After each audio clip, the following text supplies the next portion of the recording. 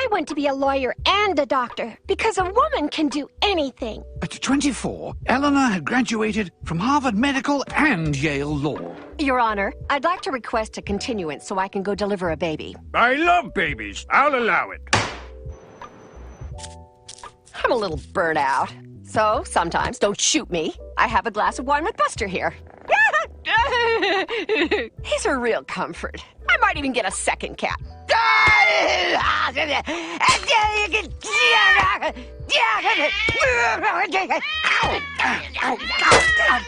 Nice kitty. We live in a time where you can FaceTime someone across the world but can't name your next door neighbor. Where you could tweet your every thought but can't say, "I'm not okay" out loud. We are the most connected generation in history, and yet somehow the loneliest. Every scroll, every notification, every DM, it tricks our brain into thinking we're surrounded by people. But really, it's like eating junk food when you're actually starving. It fuels you for the moment, but it doesn't nourish your soul. Somewhere between the algorithm and the American dream, we replace community with connectivity, and it's killing our sense of belonging. So today we're here to break that down. This is Ish from Just Say Anything TV. Y'all stay tuned to the intro. You're not just saying that? I never just say anything. Once upon a time, friendship was built through shared experiences.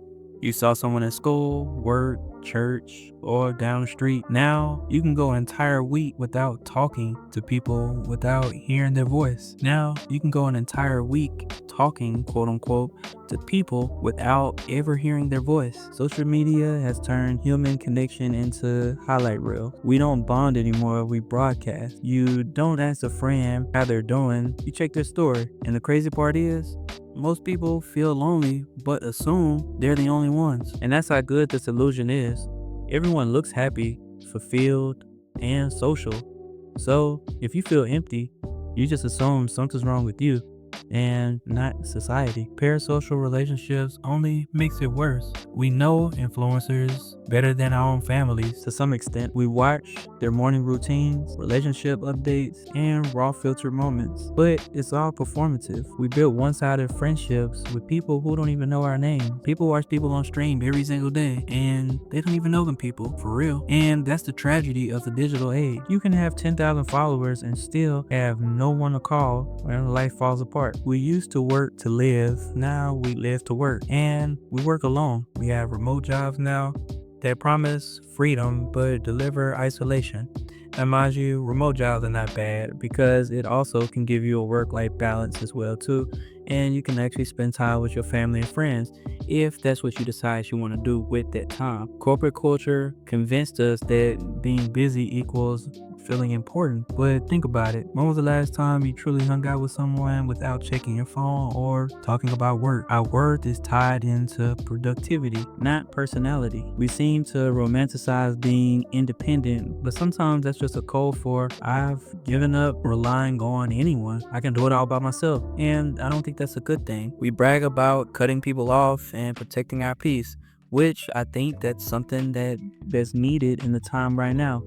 But deep down, for some people, they're just scared of meeting someone. I'm a victim of that myself. The grind culture era made loneliness fashionable. People used to fall in love in real life and not the comment section. Now, dating feels like a never-ending job interview. Swipe left, swipe right, small talk, ghosting, repeat. We don't chase connection anymore. We chase options. You can have chemistry, but if you don't vibe in an instant, people just vanish. Back in the day, they didn't have that many choices, so you talk to whoever's around you. We made dating transactional, affection replaced by convenience. And the ironic part is, everyone wants love, but fears being seen. We hide behind filters, emojis, and sarcasm because being vulnerable is a dangerous thing. The real intimacy we crave is too raw for the internet, because in a world where everyone's trying to look unbothered, they care deeply, and because in a world where everyone wants to look unbothered, caring deeply looks like a weakness. For men,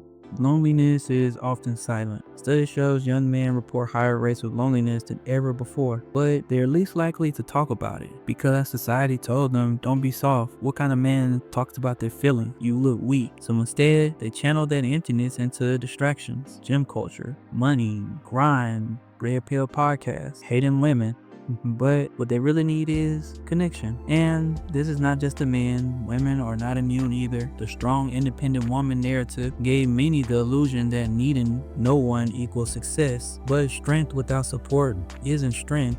It's actually survival. Both genders are exhausted from pretending they don't need anyone. We built walls so high to protect ourselves that we forgot to let people in, and I believe it's hurting all of us. We don't just live online anymore. We perform there. Even sadness is curated.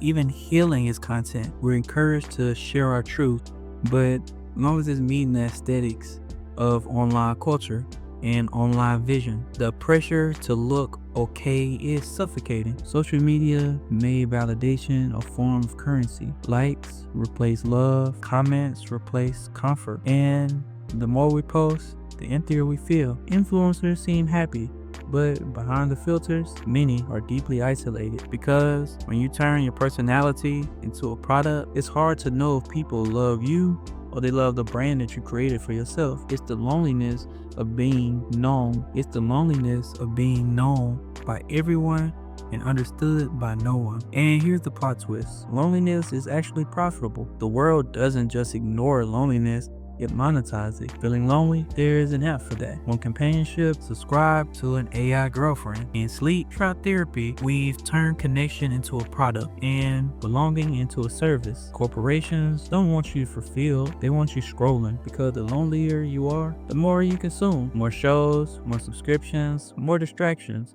And that's the dark truth.